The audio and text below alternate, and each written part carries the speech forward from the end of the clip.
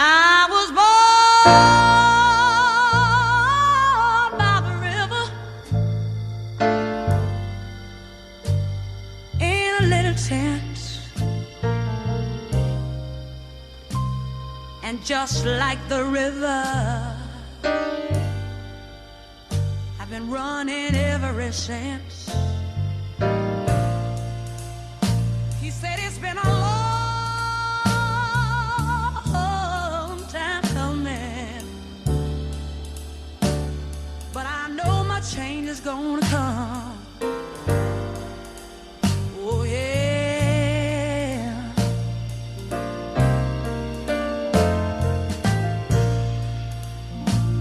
He said it's been too hard living, but I'm afraid to die. I might not be if I knew what was up there beyond the sky. It's been a long time coming, but I know my change has got to come. Oh yeah.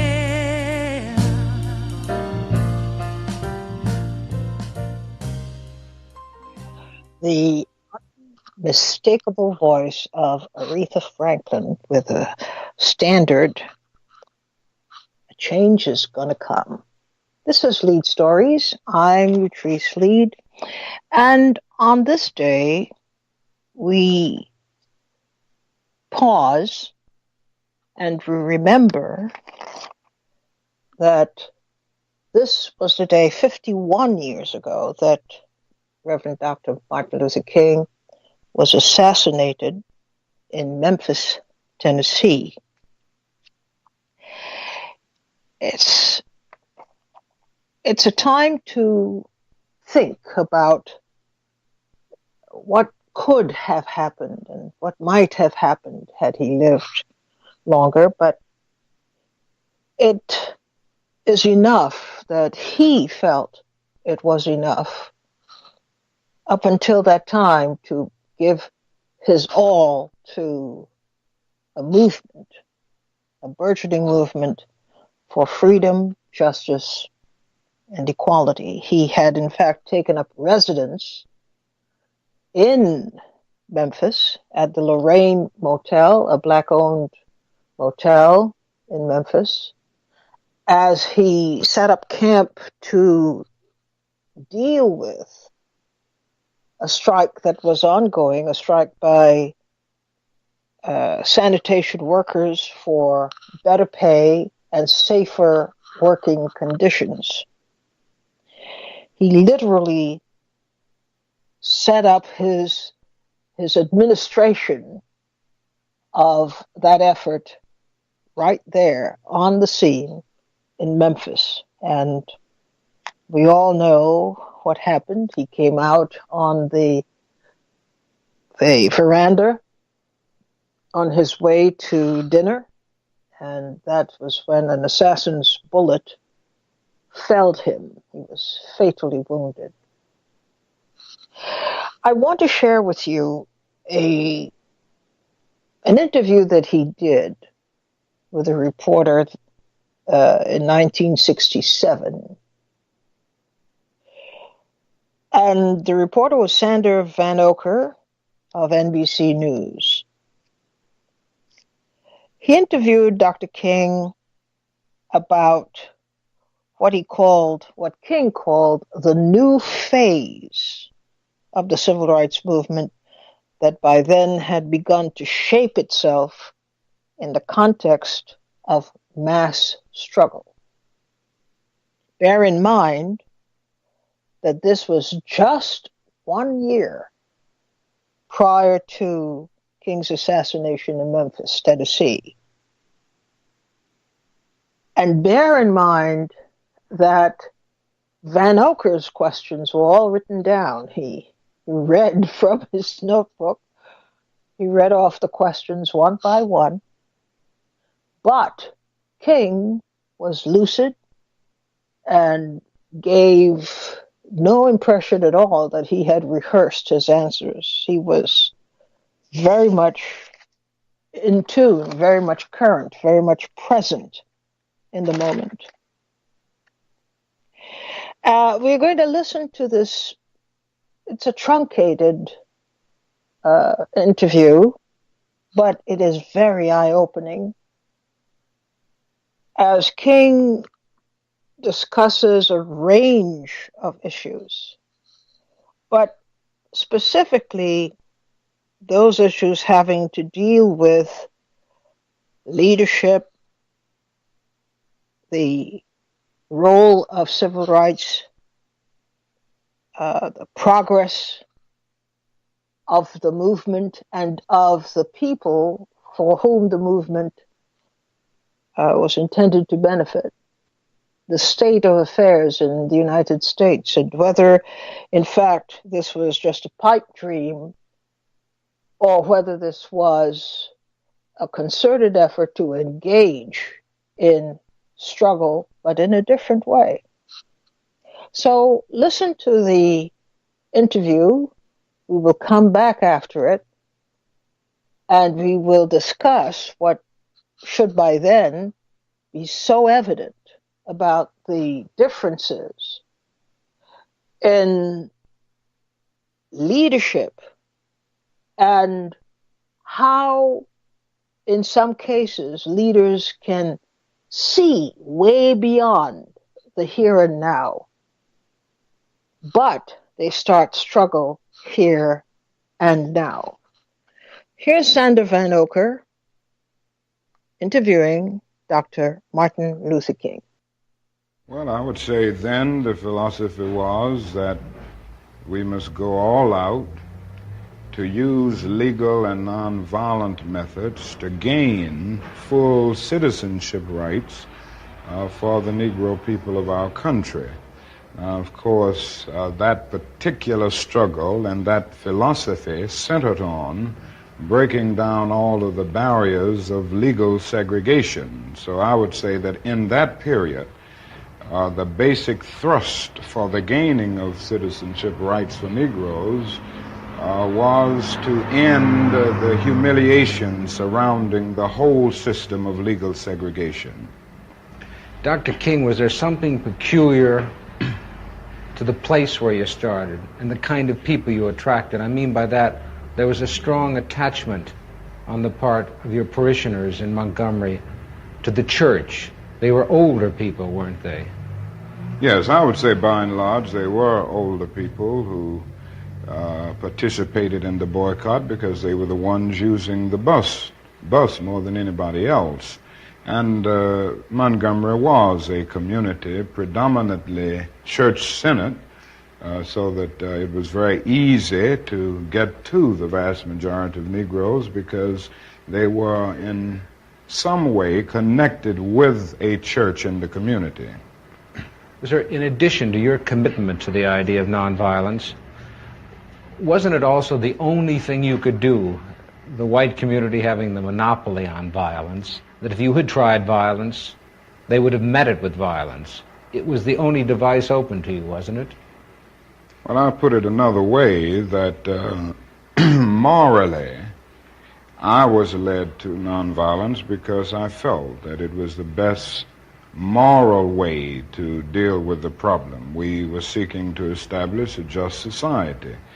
And it was my feeling then, and it is my feeling now, that violence is certainly much more socially destructive, and it creates many more social problems than it solves. So I was led to nonviolence for deep moral reasons. Now, there is no doubt about the fact that in our struggle in Montgomery and all over the United States for that matter, nonviolence is also practically sound. It would just be impractical for the Negro to turn to violence. He has neither the instruments nor the techniques of violence. We are about 10 or 11% of the total population of the nation, and I would say we're about 1/10 of the firepower. So it would just be totally impractical and unwise and unrealistic for the Negro to think of violence. Well, I saw this in the beginning in Montgomery, but this wasn't the basic reason that I turned to nonviolence and that I believed in it as a philosophy. I turned to it because I felt that it was the morally excellent way to deal with the problem of racial injustice in our country. Is there something about nonviolence that made it, and I use that in the past tense, that made it more useful among Southern Negroes than the ghetto Negroes of the North?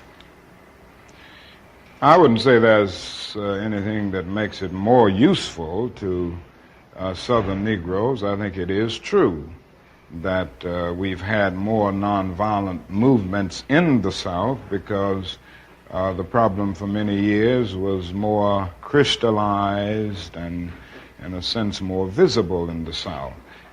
We didn't have many civil rights activities on a massive scale in the North until 3 or 4 years ago.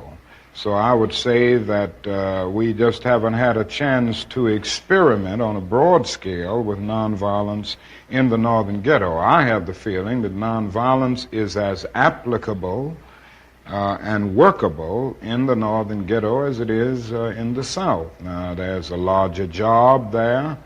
The frustrations at points are much deeper. The bitterness is deeper.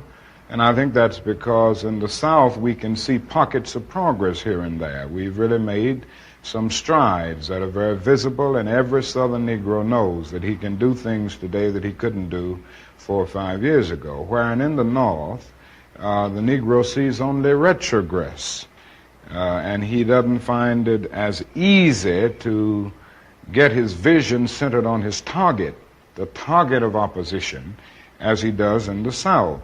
Consequently, this is made for despair and at many points cynicism, a feeling that you can't win, and it simply means that we've got to develop in the North a massive job of organization and mobilizing forces and resources to deal with the problem in the urban ghettos of the North, just as we've done it in the South.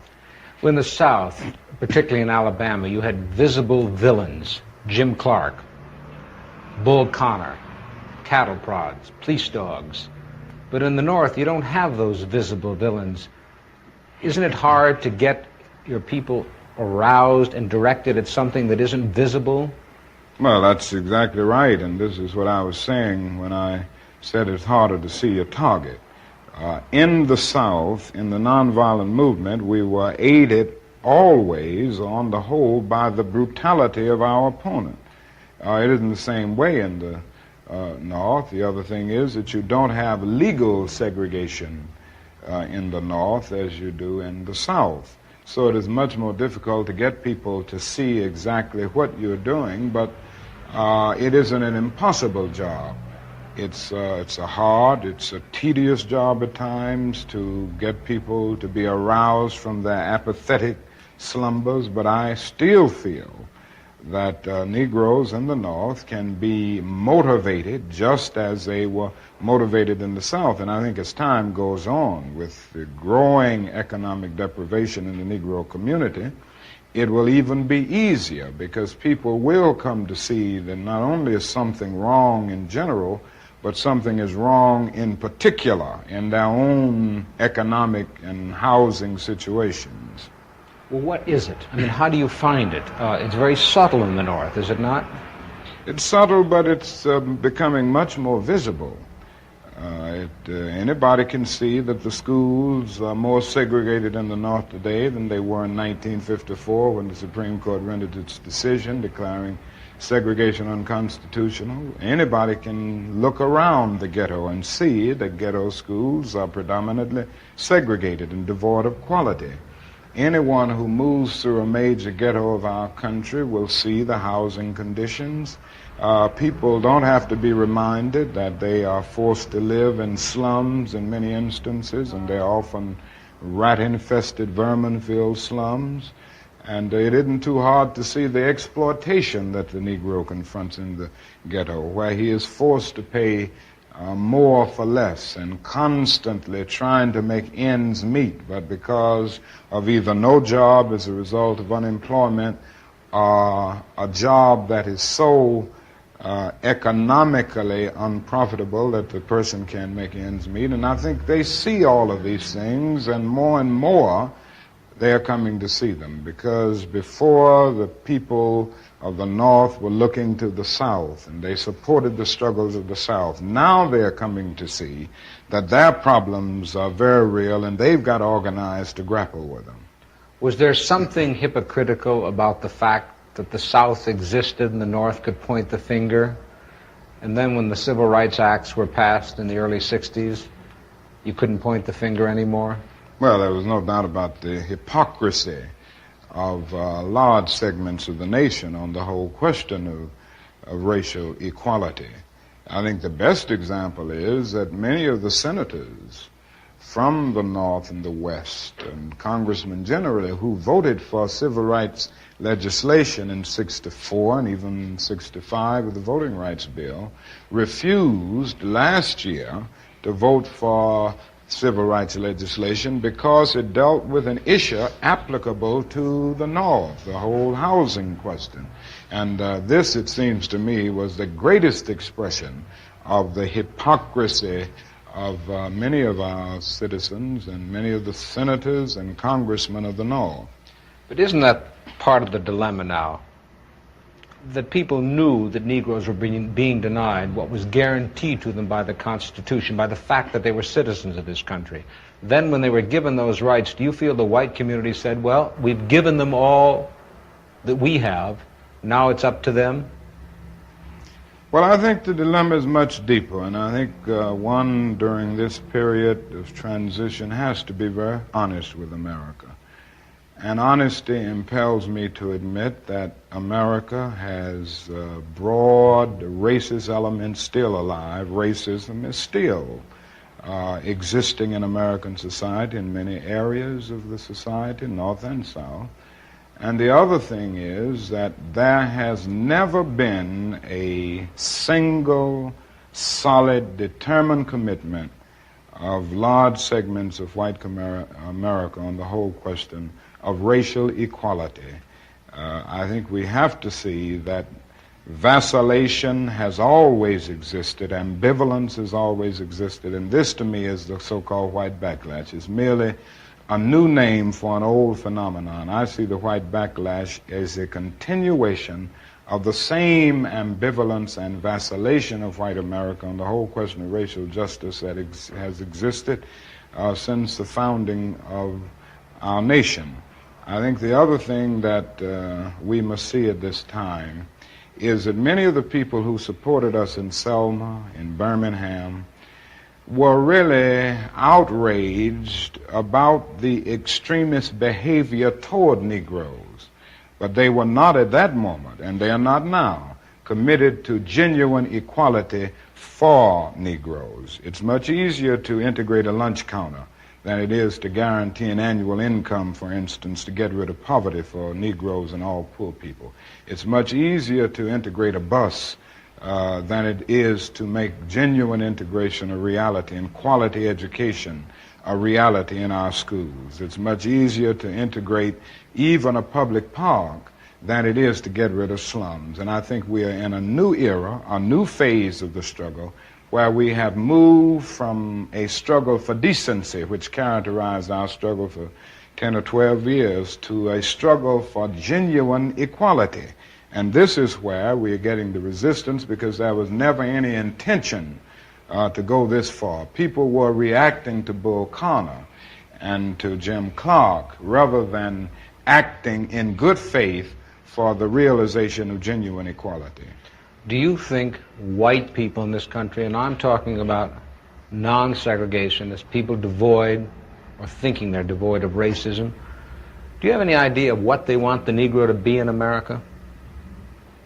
Well, it depends on the level that we are talking here, because I think you have to make a distinction between the people who are genuinely and absolutely committed in the white community on the question of racial equality. And I must confess that I think they're in a very small minority.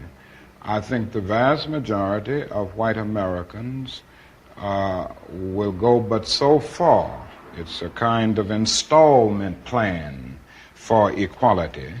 And they are always looking for an excuse to go but so far. Why are they looking for the excuse? What is it about the Negro? I mean, every other group that came as an immigrant somehow, not easily, but somehow got around it. Is it just the fact that Negroes are black? That's a part of it, and that grows out of something else. You can't thingify anything without depersonalizing that something. If you use something as a means to an end, at that moment you make it a thing and you depersonalize it. The fact is that the Negro was a slave in this country for 244 years. That was a willful thing that was done. The Negro was brought here and changed, treated in very inhuman fashion. And this led to the thingification of the Negro. So he was not looked upon as a person. He was not looked upon as a human being with the same status and worth as other human beings. And the other thing is that human beings cannot continue to do wrong without eventually rationalizing that wrong. So slavery was justified morally, biologically, theoretically, scientifically, everything else. And it seems to me that white America must see that no other ethnic group has been a slave on American soil. That is one thing that other immigrant groups haven't had to face. The other thing is that the color became a stigma. American society made the Negro's color a stigma, and that can never be overlooked. So I think these things are absolutely necessary. The other thing is that America freed the slaves in 1863 through the Emancipation Proclamation of Abraham Lincoln, but gave the slaves no land or nothing in reality, and as a matter of fact, to get started on. At the same time, America was giving away millions of acres of land in the West and the Midwest, which meant that there was a willingness to give the white peasants from Europe an economic base. And yet it refused to give its black peasants from Africa, who came here involuntarily in chains and had worked free for 244 years, any kind of economic base. And so emancipation for the Negro was really freedom to hunger. It was freedom to the winds and rains of heaven. It was freedom without food to eat or land to cultivate, and therefore it was freedom and famine at the same time.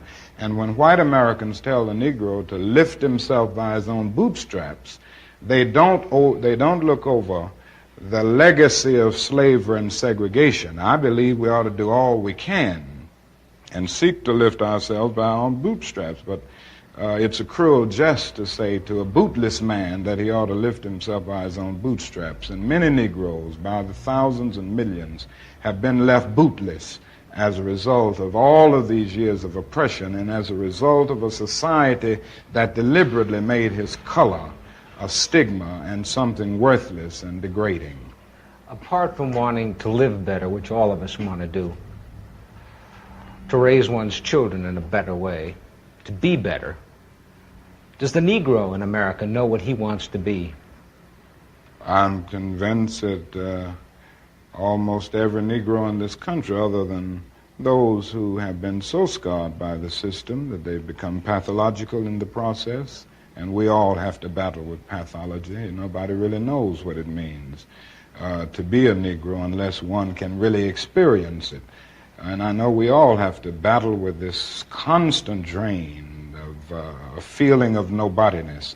But in spite of this, I think the vast majority of Negroes in this country know that they want to be people, they want to be men, they want equality, period. It just boils down to that. And we haven't been able to be people. We haven't been men because of all of the conditions that we've lived with and the syndrome of deprivation surrounding conditions, whether it's in housing, in the economic area, or in schools, or in the vicious credit practices that we face in the ghetto, and all of the problems of closed doors and constant defeats. But in spite of all this, I think we all know, basically, that we want to be men. We want to be persons judged not on the basis of the color of our skin, but on the basis of the content of our character. But you know that many young Negroes don't want anything that smacks of the American white middle class. But do they want something that smacks of whatever is the black middle class, or do they just not want bourgeois values, which after all are the basis of this democracy? Well, I think we have to see what they are saying. I would be the first to agree that integration does not mean giving up everything that has an Afro-American taint, so to speak, a background. I think there are certain unique things within any culture and certain cultural patterns that when you get to the process of amalgamation can really lift the whole culture. And it seems to me that integration at its best is the opportunity to participate in the beauty of diversity. I think the other thing that we've got to see is that these young people are saying that there must be a revolution of values in our country. As Jimmy Baldwin said on one occasion, what advantage is there in being integrated into a burning house? And I feel that there is a need for a revolution of values in America, because some of the values that presently exist are certainly out of line with the values and the idealistic structure that brought our nation into being. Unfortunately, we haven't been true to these ideals, and many of the values of so-called white middle-class society are values that need to be reviewed and re-evaluated, and in a real sense they need to be changed. So I think the young people in the Negro community who are raising these questions are raising some very profound questions about our total society. In other words, they are saying that there must be a restructuring of the architecture of our society where values are concerned. And with this I would agree with. So in the quest for integration, I think we can offer our whole nation something, because there are three evils in our nation. It's not only racism, but economic exploitation of poverty would be one, and then militarism. And I think in a sense, and in a very real sense, these three are tied inextricably together, and we aren't going to get rid of one without getting rid of the other. When you stood on the Lincoln Memorial that day in August, 1963, and you said, "I had a dream," did that dream envision that you could see a war in Asia preventing the federal government doing for the Negroes, preventing the society doing for the Negroes that which you think had to be done? No, I didn't envision that then. I must confess that that period was a great period of hope for me. And I'm sure for many others all across the nation, many of the Negroes who had about lost hope, saw a solid decade of progress in the South. And in 1954, which was, 64, 1963, 9 years after the Supreme Court's decision to be in the March on Washington, meant a great deal. It was a high moment, a great watershed moment. But I must confess that that dream that I had that day has at many points turned into a nightmare. Now, I'm not one to lose hope. I keep on hoping. I still have faith in the future. But I've had to analyze many things over the last few years, and I would say over the last few months. I've gone through a lot of soul-searching and agonizing moments, and I've come to see that we have many more difficult days ahead, and some of the old optimism was a little superficial, and now it must be tempered with a solid realism. And I think the realistic fact is that we still have a long, long way to go, and that we are involved in a war on Asian soil, which, if not checked and stopped, can poison the very soul of our nation. Dr. King, even if there had not been a war in Asia, would you still not have had this nightmare insofar as the Negro movement for equality then touched on two things that the white community holds sacred: their children and their property? Oh, I have no doubt that we would have encountered great difficulties, great problems of resistance if the war had not been in existence. So that I'm not going to say that all of our problems will be solved if the war in Vietnam is ended. But I do say that the war makes it infinitely more difficult to deal with these problems. When a nation becomes obsessed with the guns of war, it loses its social perspective, and programs of social uplift suffer. This is just a fact of history, so that we do face many more difficulties as a result of the war. It's much more difficult to really arouse a conscience during a time of war. I noticed the other day, some weeks ago, a Negro was shot down in Chicago, and it was a clear case of police brutality. That was on page 30 of the paper, but on page 1 at the top was 780 Viet Cong killed. That is something about a war like this that makes people insensitive. It dulls the conscience.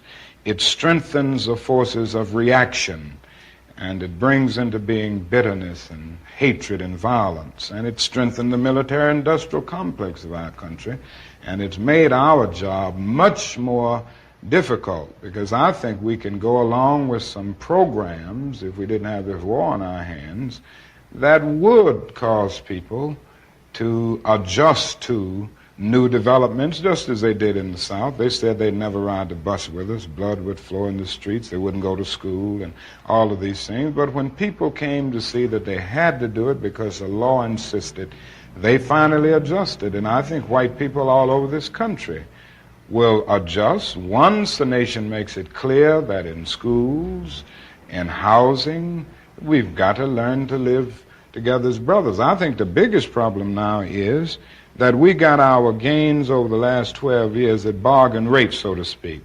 Didn't cost the nation anything. In fact, it helped the economic side of the nation to integrate lunch counters and public accommodations. It didn't cost the nation anything to get the right to vote established. And now we are confronting issues that cannot be solved without costing the nation billions of dollars. Now, I think this is where we're getting our greatest resistance. They may put it on many other things, but we can't get rid of slums and poverty without it costing the nation something.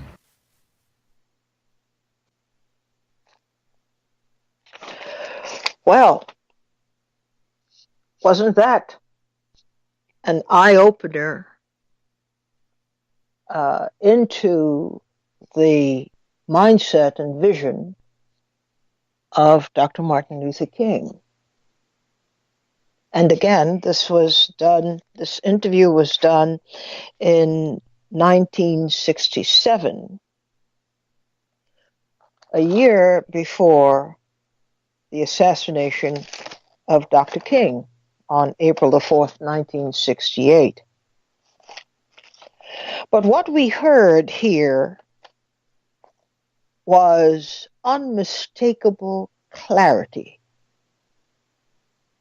As a person who at the time was mobilizing for all kinds of reasons, but waking people up, mobilizing them into action, having to do with all kinds of stuff, including, in the case of Memphis, Tennessee, to mobilize support for sanitation workers on strike for better pay and safer working conditions. But throughout the nation, he was attempting to mobilize the whole country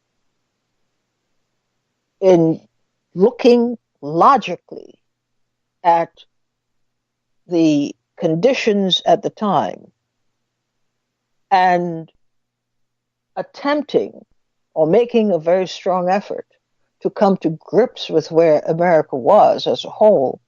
But he was speaking specifically about the people who were oppressed, what they had to do. As you listen to this interview, what came to mind from your perspective, what came to mind as perhaps the most extraordinary thing that revealed itself in the course of this interview? 888-874-4888. We start with Bruce from New York. Hello, Bruce. Hello. Good afternoon, Utrice. Hello. I'm thankful. Yeah, I'm thankful to hear Dr. King today on a day like this. But what came to my mind is nothing particularly that he said, but something that is still lingering in the ether. A couple of years ago, Gary Noel brought a Dr. Pepper on, who was... Claude Pepper. Hello? Claude Pepper, I think you're That's referring right, yeah. Who as I seem to remember, was a close associate of Martin Luther King and the King family.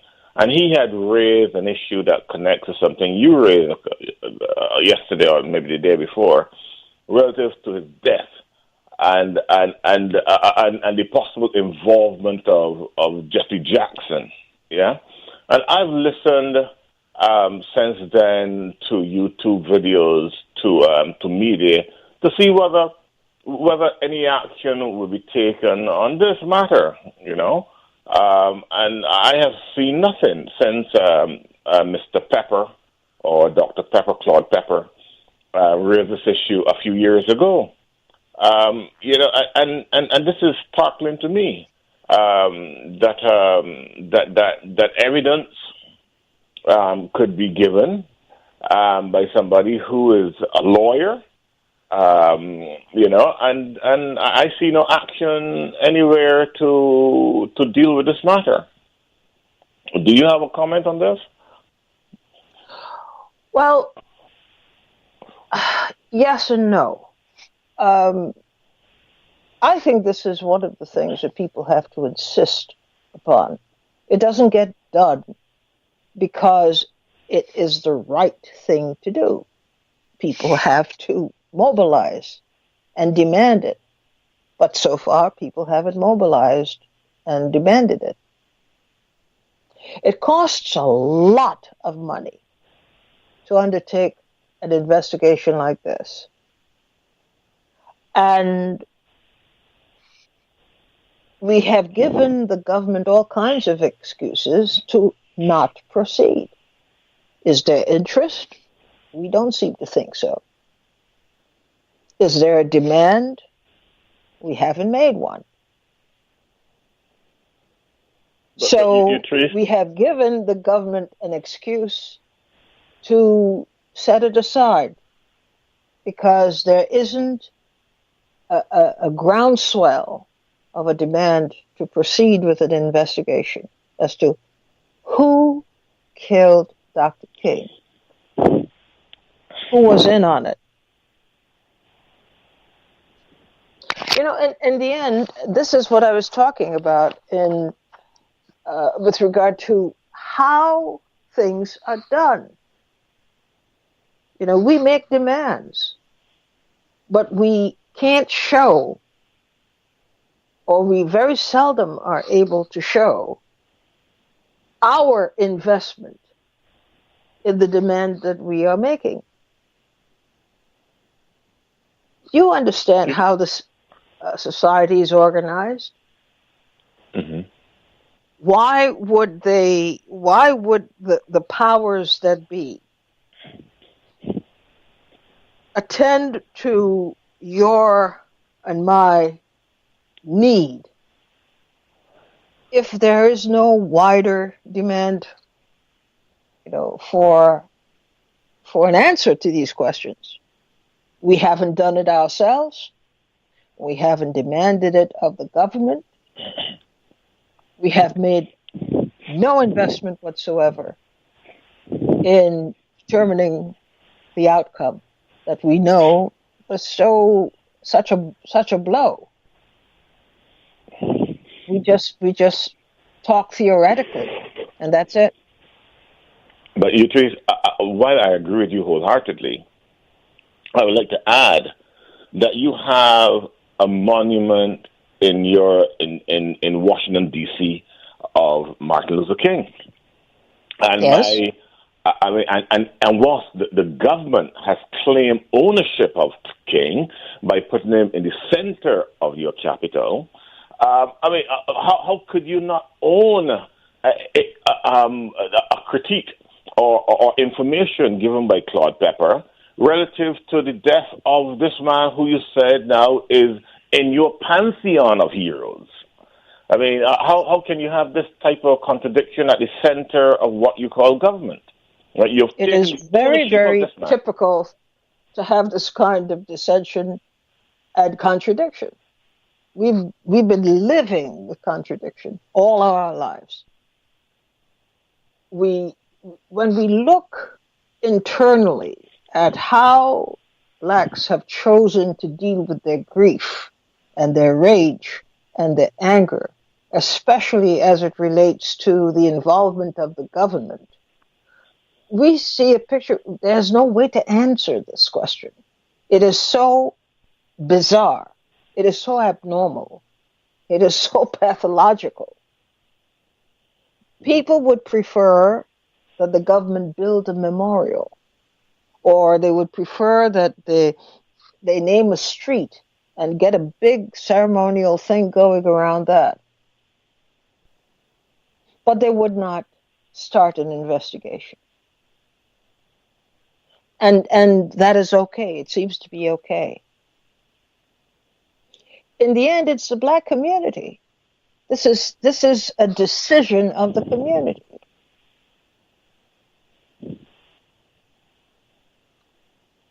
What can I tell you? There's no logical answer to it. Yeah, okay. One other thing I want to say relative to the actual speech is that, I mean, to me, it was as though he is talking today, you know, Yep.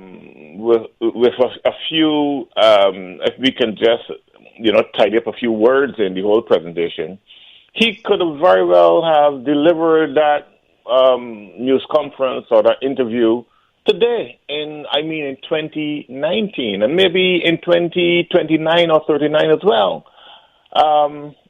You know, it still seems as real to me. I mean, that's the most startling thing about it, and I think that would be a question to me. Did it surprise you that his angle on things, did that come as a surprise to you? No, because I think he started to see the limitations of his own integrationist theory, yeah?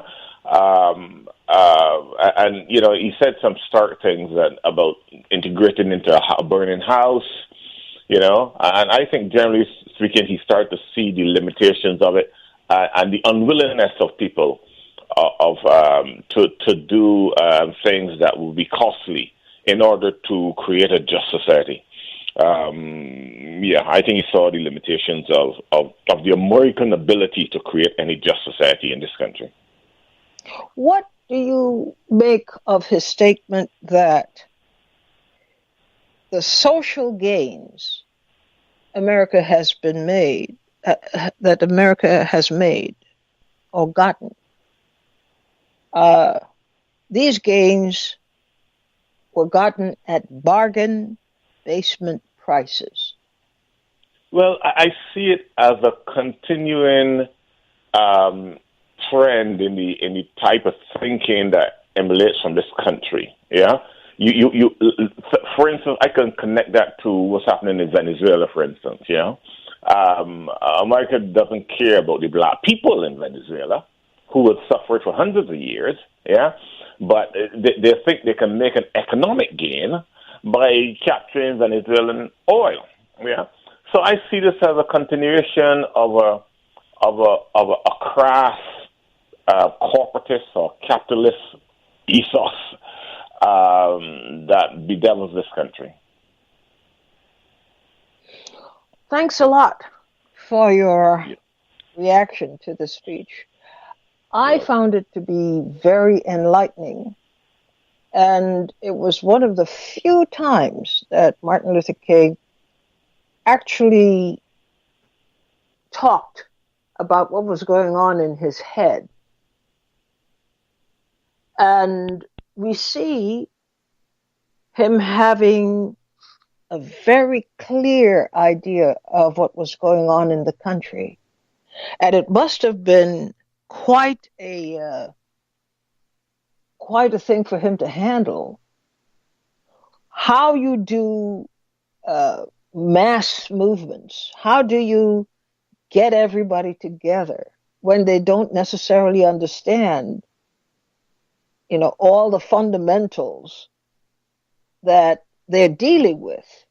They may understand, well, unemployment is an issue, but they may not be interested in why. They just want it fixed. Are we doing the work that we ought to be doing ourselves, or are we still waiting for the ideas, the solutions to come from someplace else and to solve our problems? Is it any longer, do you think? Do you think we really believe that these solutions to our problems are also a major part of our responsibility? I'm not suggesting that it's only our responsibility. We understand the role of government in creating conditions in this racist society. We understand how all this works. But we also seem to be yielding too much to the notion that somebody has to fix it. That somebody is just not us.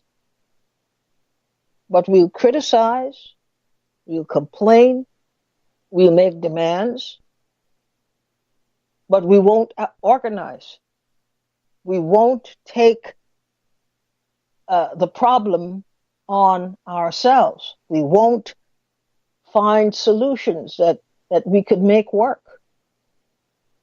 We just freeze and we look to systems outside of ourselves, outside of our communities, the very ones that we complain about. We look to systems to solve our problems. Is this a workable plan? Is this going to yield the solutions that we're looking for? What do you think? Is this how we arrive at a point of independence, of community? Is this how we intend to continue to solve our problems? I'm asking you straightforwardly. Do you believe that we have fallen down on the job? We have backpedaled way too much, and therefore we lose credibility when we start pointing outside of ourselves and saying, it's the city government, it's the federal government, it's the state government. Although, of course, these things may be true. But in the end, a very important part of creating community is defining community. And we don't seem to be interested in doing that.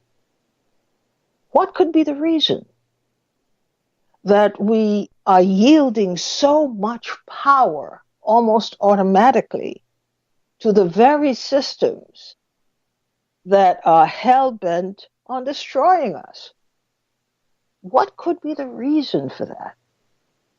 Why aren't we taking more control of those things that we can control and do control?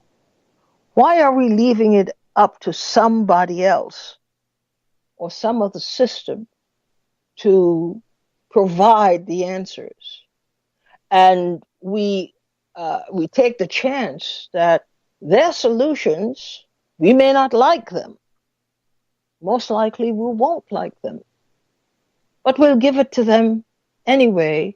We'll give them the power to make the solutions and decisions in our lives.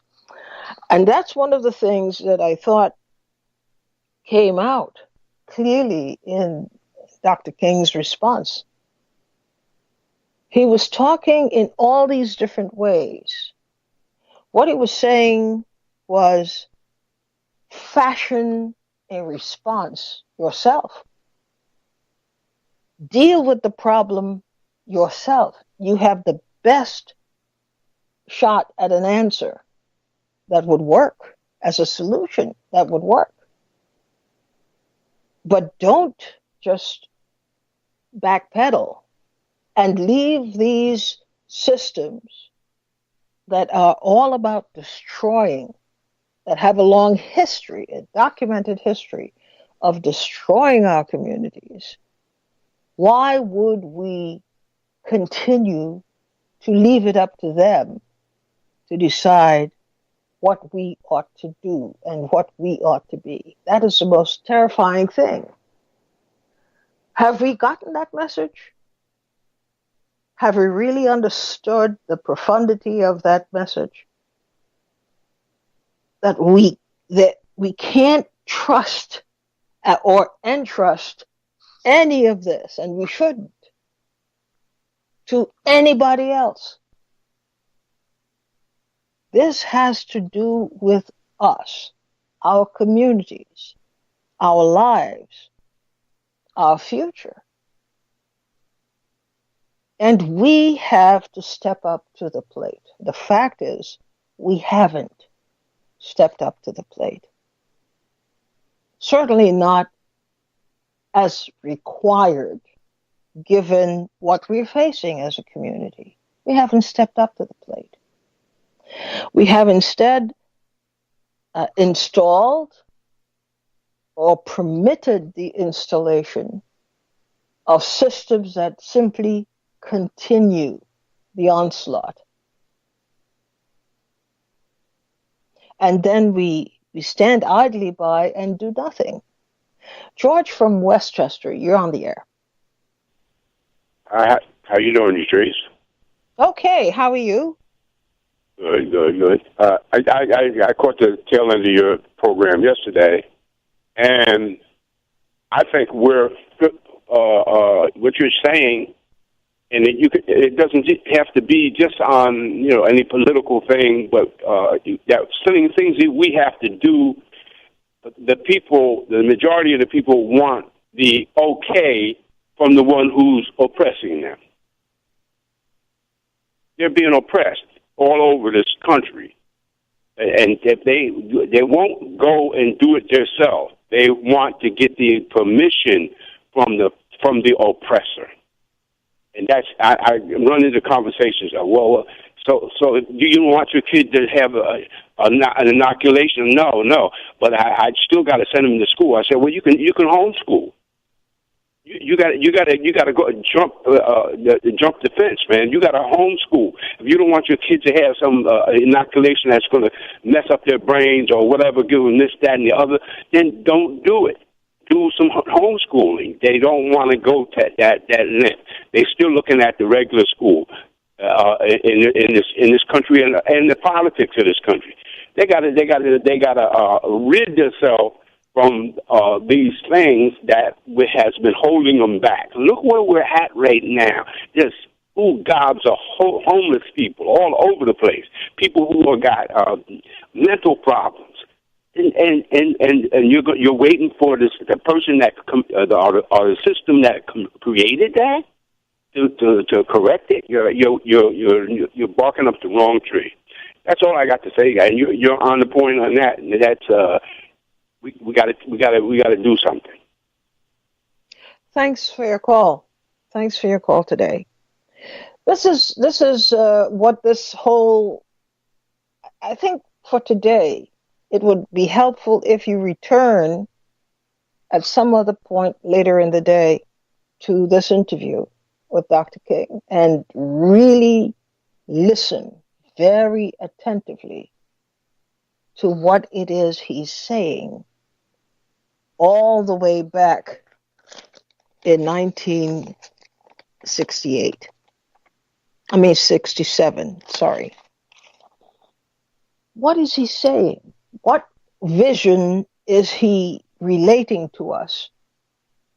And what is he telling us about the system that we're living in. He's talking about its viciousness. He's talking about its uncompromising and unrelenting intention. Lisa from New York, you're on the air. Hi, Utrice. How are you? Hello. Okay, Lisa, how are you? I'm fine. I just wanted to call to say that I agree so much with the last caller. I think that we're not ready to go far enough. You know, we continue to make excuses as to, you know, why our children need to be vaccinated. But the main thing I wanted to say, and I have wanted to say it for a while, is that I believe that black people need to boycott the Democratic Party until they do something for us. And I think that most people would not agree with me. You know, we've got to work for these candidates so that we can beat Trump. But that's the excuse for allowing these people to come into office and do nothing for us. I don't think that they have any agenda that relates to the black community at all. But yet people keep supporting this party just because there's a D in front of their names. So that's the main thing I wanted to say. Well, thank you. Just quickly, was anything that Dr. King said today, was anything resonating with you? Yes, and especially his last comment that there wasn't a big enough price that had to be paid, and everything that goes on in this country has to do with money. It has to do with both Democrat and Republican. You know, who's funding these people's campaigns? And even someone like Bernie Sanders, who I supported and worked for, his stance on imperialism and militarism. You know, I really can't support that. And another person, Ro Khanna, who I agree with a lot of the time, he's still saying things about Maduro that aren't true. So there's a lot of propaganda, there's a lot of misinformation, and that's another big problem, that we're not getting good information. Well, thank you so much for your contribution today. We've come to the end of our program, and we'll talk to each other tomorrow. Free Your Mind Friday. Bye-bye. In a little tent, and just like the river, I've been running ever since. He said it's been a long